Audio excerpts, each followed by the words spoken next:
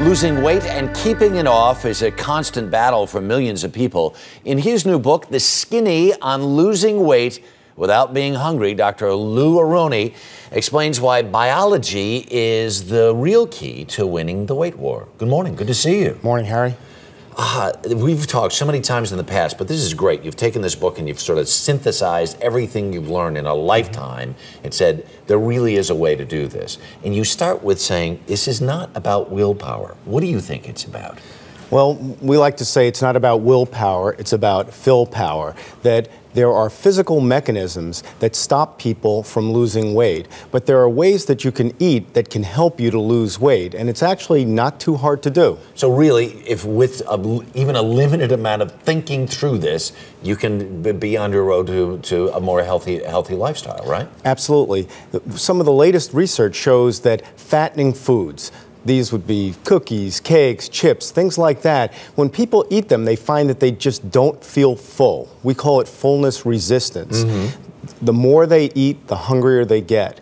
And there are simple ways that you can overcome this problem. You know, it's interesting because when I eat an apple in the afternoon, I tend not to want a second apple. Right. Right. But if you open a bag of pretzels or something like that, you're going to have another and another and another. I think that really sounds like it makes a lot of sense to me.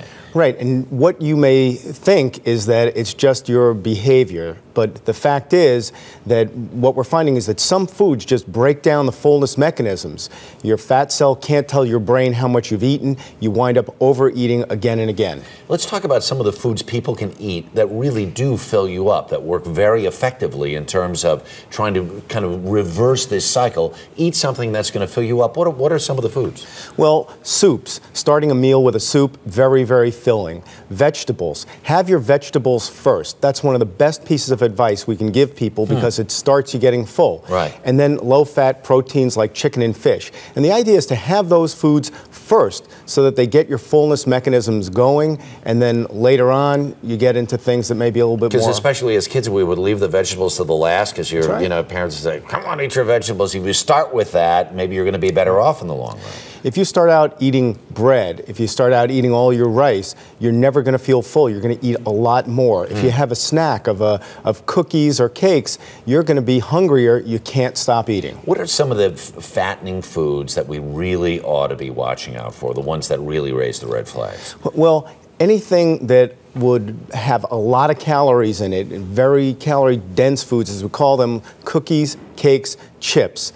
I think that those are the major offenders. But then if you get into fast food, it has a lot of calories in a very small compartment. You overeat it, your body just doesn't feel full. Okay, last but not least, if there were one dietary change that you could pass along, a piece of advice to every single person who's watching out there, what would it be? It's that your breakfast has to be the right kind of breakfast. If you're having trouble losing weight, a protein breakfast, an egg white omelet, cottage cheese, yogurt, we find that that cuts appetite later in the day, sort of a natural appetite suppressant. It gets the metabolism going, and the whole process makes it going all day instead of that sort of fasting thing that really works ruin on your system, right? Right. It's much, much better approach. There you go. Dr. Lou, as always, do appreciate it. Good to see Thanks, you. Harry. Congratulations on the book. To read an excerpt from Dr. Aronne's new book, go to our website, earlyshow.cbsnews.com.